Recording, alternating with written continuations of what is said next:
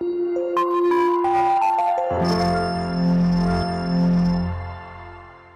बच्चों, कैसे हैं आप? उम्मीद करती हूँ आप बढ़िया और एकदम मज़े में होंगे। बच्चों, आज हम एक पाठ पढ़ेंगे जिसका नाम है पंडित रामप्रसाद बिस्मिल। जेल की कोठरी का दृश्य। रामप्रसाद बिस्मिल शिक्षकों के पीछे इधर उधर घूमता हुआ मस्ती से गा रहा है। सरफरोशी की तमन्ना अब हमारे दिल में है, देखना है जोर कितना बाजुए कातिल में है। सिर्फ मिट जाने की हसरत इस दिले बिस्मिल में है, अब तेरी हिम्मत की चर्चा गैर की महफिल में है। गीत की समाप्ति के साथ ही जेलर प्रवेश करता है। जेलर भारतीय है। रामप्रसाद बिस्मिल के प्रति उसकी आंखों में अपनापन है। अपनापन यानी कि उसको वो अपना समझता है। जेलर ने कहा प्रवेश करते हुए, पंडित रामप्रसाद बिस्मिल।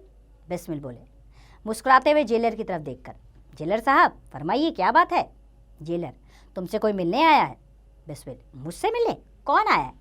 जेलर, तुम्हारी माँ है। बिस्मिल प्रसन्नता से, मेरी माँ? कुछ सोचकर यकायक उदास हो जाता है, लेकिन नहीं नहीं जेलर साहब, मैं अपनी माँ से नहीं मिलूंगा। जेलर आश्चर्य से, माँ से नहीं मिलेंगे? यह तुम क्या कर रहे हो?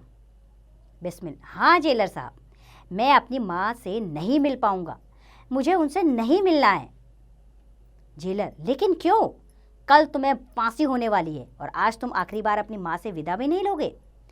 बिस्मिल, मजबूर हूँ जेलर साहब, केवल एक दिन की मेरी ज़िंदगी को देखकर माँ को कितना दुख होगा, इसे आप नहीं जान सकते। और मुझे डर है कि माँ की भीगी आंखें कहीं मेरे कदमों को डगमगा ना दे, मुझे मौत के लिए अफसोस ना होने लगे।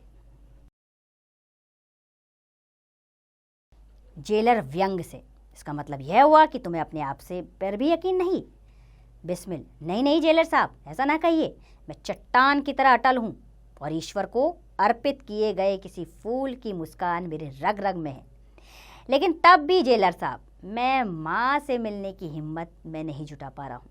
क्षमा चाहता हूँ जेलर साहब, माँ से मेरी ओर से क्षमा मांग लेना, मैं उनसे नहीं मिल सकूँगा।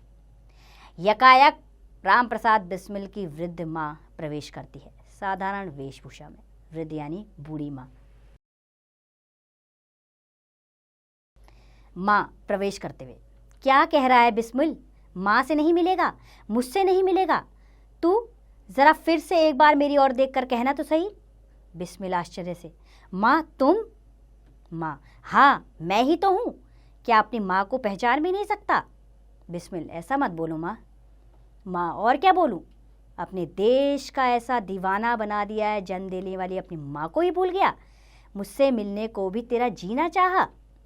बिस्मिल, माँ मुझे गलत मत समझो, मेरा मतलब यह नहीं था, मैंने तो। माँ बात काट कर स्नेह से, अरे अब रहने दे अपनी सफाई को, मैं सब जानती हूँ, तू अपनी माँ को भले ही भूल जा, पर मैं अपने बेटे राम प्रसाद को खूब जानती हूँ। तूने सोचा होगा कि तुझे इस हाल में देखकर मुझे शायद दुख होगा। मौत की गोद में तुझे देखकर मेरी आंखों से परनाले बहने लगेंगे। परनाले यानी कि आंसुओं की नदियाँ। बिस्मिल, हाँ माँ, मेरा मतलब यही था। माँ, पगले, तू अपनी माँ को इतना भी नहीं पहचान सका? जिस भारत माँ के लिए तू कुर्बान हो रहा है, वह अकेले तेरे ही नहीं माँ नहीं है, वह मेरी भी माँ है। बेटे, तेरे सभी बुजुर्गों की माँ है, इस सारे देश की माँ है। बिस्मिल भावावेश में, माँ मैंने समझा था कि। माँ, अन्य साधारण स्त्रियों की तरह मैं रोने चीखने लगूंगी, यही ना? लेकिन बेटे, तूने यह ना सोचा कि जिस माँ ने तुझे बचपन से ही त्याग, वीरता और देश प्रेम का पाठ पढ़ाया है, आज अपनी मेहनत को फलते फूलते देकर उसे कष्ट क्यों होगा? आज का दिन तो मेरे लिए सबसे बड़ी खुशी का दिन है। बिस्मिल, मुझे अपने विचारों के लिए अफसोस है माँ। अफसोस अर्थात दुख है। माँ ने कहा, नहीं मेरे लाल, आज के दिन तू किसी बात का अफसोस ना कर, तू तो कुर्बानी की राह जा रहा है। मेरे बच्चे, अफसोस तो मुझे है कि मेरा दूसरा बेटा अभी इतना छोटा क्यों है। बिस्मिल, माँ विश्वास रखो, तुम्हारे इस बेटे के बलिदान से अनेक राम प्रसाद पैदा होंगे और तब वह दिन दूर नहीं होगा जब हमारा यह देश गुलामी के चंगुल से मुक्त होकर आज़ादी की सांस ले सकेगा और लहराती ज़मीन हमारी अपनी होगी। माँ, कितना शुभ होगा वह दिन। बिस्मिल, हाँ माँ, कुछ ठहर कर। माँ, एक इच्छा है। माँ, बोल बेटे, क्या इच्छा है? तेरी हर इच्छा को पूरा करने की कोशिश करूँगी। बिस्मिल, जब आज़ादी का पहला जश्न मनाया जाए तब मेरी तस्वीर को कहीं ऐसी जगह रख देना जहाँ मैं सारा जश्न अपनी उस तस्वीर के ज़रिए देख सकूं, लेकिन मेरी उस तस्वीर को कोई न देख सके। माँ, ऐसा क्यों मेरे लाल? मैं तो तेरी तस्वीर को ऐसी जगह रखूंगी जहाँ सारी दुनिया उसे देख सके। बिस्मिल, नहीं माँ, ऐसा ना करना। मेरी तस्वीर को देखकर लोगों को मेरी याद आ जाएगी और तब शायद उस खुशी के मौके पर उनकी आंखें गीली हो जाएंगी। आंखें गीली होना यानी कि आंसू आ जाना आंखों में। मेरे देश को आज़ादी मिले और मेरे देशवासी उस दिन आंसू बहाएं, यह मुझसे सहन नहीं होगा माँ। माँ भावावेश में बोली, मेरे बेटे, ऐसा ही होगा मेरे लाल। जेलर घड़ी देखते हुए, क्षमा कीजिए, समय काफ़ी हो चुका है। माँ, चलती हूँ जेलर साहब। अपनी साड़ी के पल्लू से बंधे हुए बेसन के कुछ लड्डू निकालती है। ले बेटा, बेसन के लड्डू तेरे लिए बनाकर लाई हूँ। माँ के हाथ का यही तुझे अंतिम भोग है। बिस्मिल, बेसन के लड्डू? माँ, हाँ, तुझे बेसन के लड्डू बहुत अच्छे लगते हैं ना? बिस्मिल हिचकिचाते हुए, लेकिन माँ। जेलर साहब।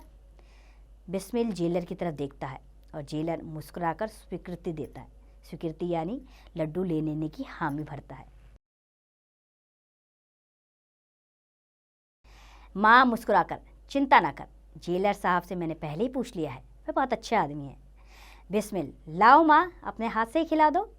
प्रसन्नचित माँ बिस्मिल को लड्डू खिलाती है। बिस्मिल, बस माँ, ये बचे हुए लड्डू मैं बाद में खा लूँगा, और लड्डू लेकर अपने पास रखता है। माँ बिस्मिल के सिर पर हाथ फेरते, अच्छा मेरे लाल, मैं चलती हूँ। बिस्मिल, अच्छा माँ, ईश्वर करे अगले जन्म में भी तुम मेरी ही माँ बनो। माँ, और फिर तुझे इसी तरह कुर्बान कर दूँ, पाल पोस कर बड़ा कर दूँ, और फिर गला रुंझ जाता है माँ का। बिस्मिल आश्चर्य से, माँ यह क्या, ये तुम्हें अचानक क्या हो गया? माँ जबरदस्ती हंसते हुए, कुछ नहीं बेटा, कुछ भी तो नहीं। बिस्मिल, तो फिर तुम्हारी आंखों से आंसू क्यों छलक आए हैं? माँ, उन्हें छलकने दे बेटा, उनकी तू क्यों चिंता करता है?